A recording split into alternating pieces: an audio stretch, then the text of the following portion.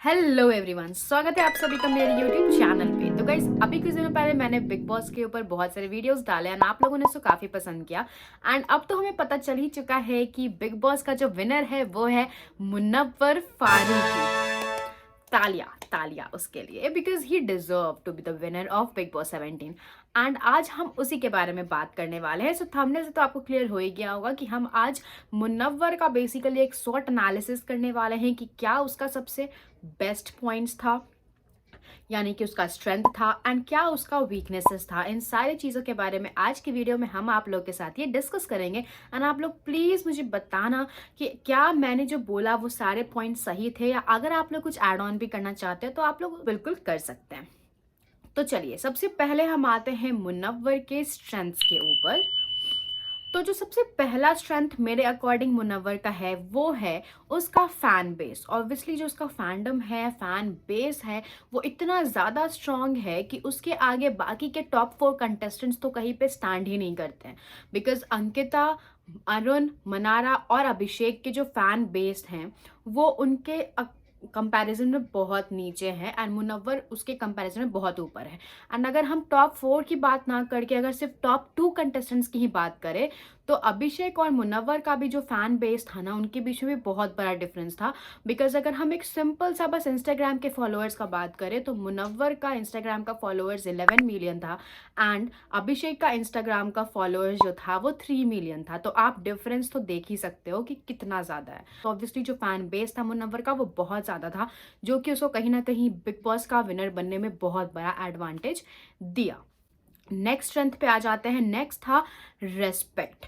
जी हाँ, big boss में जो गेम है बिग बॉस, ये बेसिकली इतना ज़्यादा आपको मेंटल प्रेशर भी एक तरह से क्रिएट कर देता है कि आप जो है ना, आप डिफरेंट कंटेस्टेंट्स से इतना ज़्यादा, मतलब आप अपने को कंटेस्टेंट से लड़ने झगड़ने पे भी उतर जाते हो, एंड एक जो रिस्पेक्ट का दायरा है उसको आप क्रॉस कर जाते हो। बट मुनव्वर की जो ये बात थी, that was the best thing Munawar के अंदर, कि उसने अपना रेस्पेक्ट का वो दायरा कभी कम नहीं होने दिया।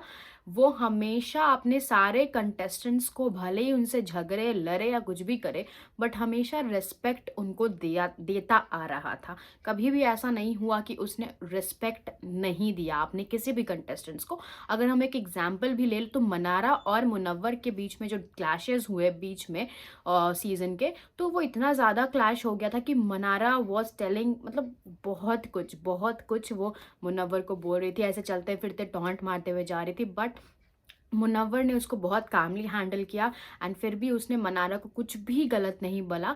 बस उसने एक लाइन बोला जो कि सबसे बेस्ट लाइन था, गेट ओवर मी मनारा।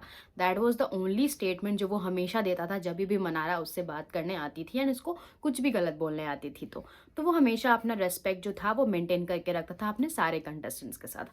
अब आ जाते हैं उसके थर्ड स्ट्रेंथ के ऊपर। तो वो था no use of slang languages. कहीं भी पूरे शो में अगर आप देख लो तो उसने 1% का भी गाली किसी को नहीं दिया, 1% का भी नहीं। चाहे वो कितना, चाहे वो आयशा ही क्यों नहीं थी, आयशा ने तो उसका आधा ज़िंदगी बर्बाद कर दिया, मतलब बिग बॉस में आके। एंड उसको तक उसने एक शब्द भी नहीं बोला, चाहे वो कोई भी मेल कंटेस्टेंट्स था उसको भी उसने कोई गालियाँ नहीं दी।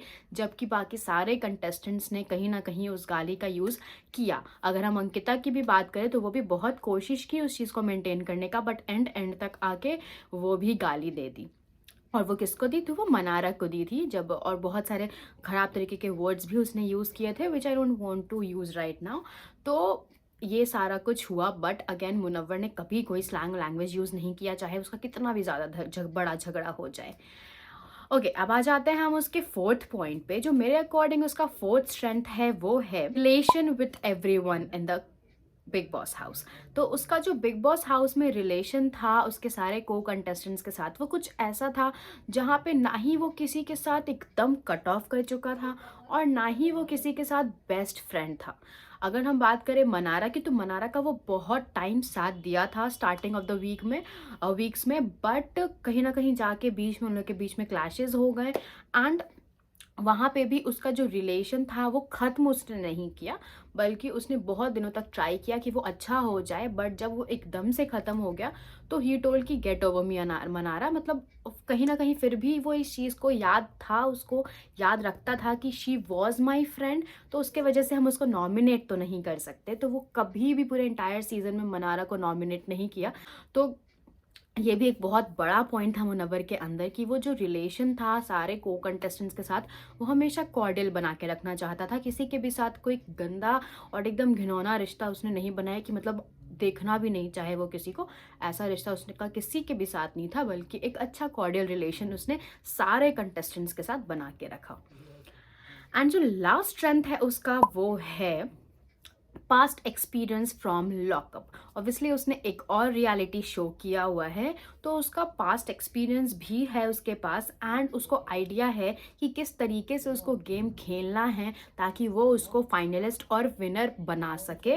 तो उसने अपने तरीके से वो गेम को खेला, भले दूसरे कुछ भी कहते रह गए कि तुम दिखे नहीं, तुम कुछ किए नहीं, कुछ भी बोले या तुम डिजर्व नहीं करते हो, बट विनर तो वही है भाई, एंड उसको मालूम है कि कैसे विनर बनना है। तो उसको एक एक्सपीरियंस भी था एक रियलिटी शो से।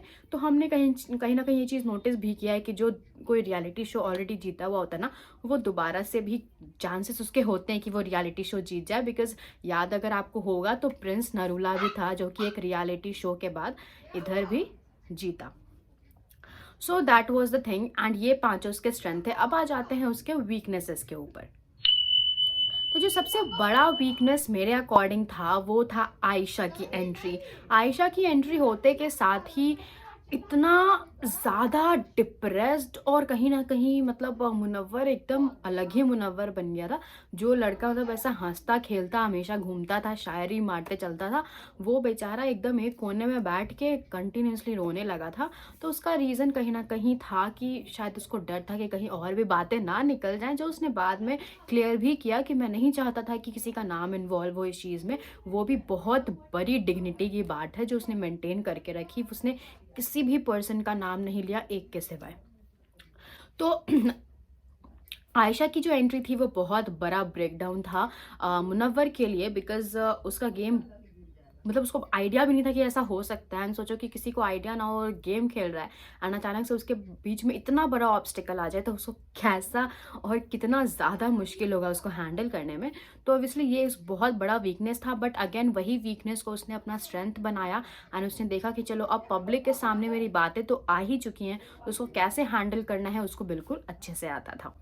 सेकेंड हम उसके वीकनेस पे आ जाते हैं। तो जो सेकेंड वीकनेस था उसका वो था उसका पर्सनल लाइफ, जो कि बिल्कुल ही रुइन हो चुका है बिग बॉस 17 में आके। उसके हर एक चीज़ के बारे में उसके सारे ऑडियंस को पता है। ऑब्वियसली फैन को सारी चीज़ें पता होनी चाहिए, बट इतनी पर्सनल नहीं पता होनी चाहिए जितना मुनव्वर का पता चल चुका है। बट स्टिल ये चीज़ भी उसके लिए एक एडवांटेज इसलिए बन गया बिकॉज अब फैन जो हैं, उनके जो रियल फैन हैं, वो अब उनको समझ पा रहे होंगे अच्छे से, एंड ये चीज़ समझ रहे होंगे कि ठीक है गलतियां होती हैं इंसान से, एंड अगर इंसान उस गलतियों से सीख के उसे ओवरकम कर ले, वही सबसे बड़ा गेमर और सबसे बड़ा इंसान होता है। तो फैन को ये चीज़ समझ में आई और फैन ने उसका उसमें भी साथ दिया। थर्ड एंड सबसे लास्ट वीकनेस है वो है मुनव्वर का। पहले भी कुछ कुछ ऐसा ऐसा चीज़ हो चुका है उसके साथ जो कहीं ना कहीं उसको हैम्पर भी किया है। क्योंकि हमें, अगर आप लोगों को नहीं पता तो मैं आपको बता दूं कि एक रिलीजियस मैटर के वजह से मुनव्वर जो है वो जेल भी जा चुका है, एंड उसने काफ़ी समय जेल में भी बिताया है। तो वो भी कहीं ना कहीं थोड़ा बहुत इम्पैक्ट देता है। बिकॉज अगर कोई इंसान जेल में जा रहा है अपनी किसी गलत चीज़ की वजह से, तो फैंस के दिमाग में ये चीज़ होता है कि मतलब ये जेल में गया है, एंड वो भी गलत मतलब कि रिलीजियस और स्पिरिचुअल चीज़ों में। तो आप समझ लो कि अगर डिफरेंट रिलीजन के जो लोग हैं वो उनको वोट्स नहीं देंगे उसके वजह से, राइट। उनके जिस रिलीजन का उन्होंने साथ दिया उसको उस तरफ से ज़्यादा वोट मिलेगा, बट जिस रिलीजन का उन्होंने साथ नहीं दिया या कहीं ना कहीं वो चाह नहीं रहे थे, बट वो चीज़ हैम्पर हुआ उनको, एंड उनके मतलब उनको उल्टा पड़ गया, एंड वो उसके वजह से जेल में चले गए क्योंकि उन्होंने कहीं ना कहीं कुछ ऐसा बोल दिया था। तो उसके वजह से भी बहुत बड़ा दिक्कत उनको फेस करना पड़ा होगा at the time of votings and at the time of support. Because वो भी एक बहुत बड़ा मैटर था जो कि उस टाइम पे हुआ था। एंड अब आ जाते हैं उनके अपॉर्चुनिटी के ऊपर। तो अपॉर्चुनिटी तो उनके पास अभी बहुत है, वो ऑब्वियसली स्टैंड अप कॉमेडियन है और एक बहुत जाने पहचाने जाने माने इंसान है। तो उनके पास अभी बहुत बड़ा अपॉर्चुनिटी है कि बिग बॉस 17 के बाद उनके पास बहुत सारे करियर ऑप्शंस उनके पास खुल जाएंगे। जैसे एक्टिंग भी अगर वो चाहे तो वो कर सकते हैं, एंड स्टैंड अप कॉमेडी तो वो करते ही आ रहे हैं। लास्ट आते हैं उनके थ्रेट्स के ऊपर। तो थ्रेट उनके लिए सबसे बड़ा है कि वो अपने इमेज को कैसे और बेहतर बना सके, बिकॉज उनका जो इमेज रुइन हो चुका है बिग बॉस 17 में आके, उसको वो कैसे अच्छा बना सके, ये उनके लिए सबसे बड़ा थ्रेट है। बिकॉज भले ही फैंस ने आपका साथ दिया, बट उनका जो एक्सपेक्टेशन था या आपको वो जिस लेवल का मानते थे, उस एक्सपेक्टेशन पे आप खरे नहीं उतरे, उस लेवल पे आप खरे नहीं उतरे। तो इस चीज़ को आपको कैसे मेंटेन करना है, ये मुनव्वर को आना चाहिए। एंड साथ ही साथ ये चीज़ हमने एक और जगह देखी कि मुनव्वर ये चीज़ बोले हैं एंड प्रॉमिस किए हैं कि मैं अपने फैंस को, या फिर कह सकते हैं कि मैं लोगों को क्लोजर दूंगा। सलमान खान के सामने उन्होंने ये चीज़ बोला, एंड साथ ही साथ बिग बॉस के भी सामने कि बिग बॉस आपने मुझे बहुत कुछ सिखाया है। एंड लास्ट डे भी उन्होंने बोला कि बिग बॉस आपने मुझे एक अच्छा और बेहतर इंसान बना दिया है, एंड मैं आपसे प्रॉमिस करता हूँ कि मैं एक अच्छा और बेहतर इंसान तो बना ही हूँ, साथ ही साथ सलमान खान को उसने प्रॉमिस भी किया कि मैं क्लोजर देना ज़रूर, मतलब क्लोजर दिया करूँगा इन लोगों को। जैसे करण कुंद्रा है आए थे सपोर्ट करने के लिए, तो उनको भी उसने बोला कि मैं क्लोजर दूंगा लोगों को, बिकॉज वो क्लोजर जो नहीं देते थे, जिसकी वजह से उनको बहुत प्रॉब्लम झेलना पड़ा पूरे सीजन में। तो उन्होंने ये चीज़ प्रॉमिस किया, एंड वी होप कि वो और बेटर इंसान बन सके। तो आई होप कि आपको वीडियो जो है वो पसंद आया होगा। अगर पसंद आया है तो do not forget to like, share and subscribe to my channel and hit the bell icon. मिलते हैं एक वीडियो में एक नई कहानी के साथ, तब तक के लिए बाय बाय।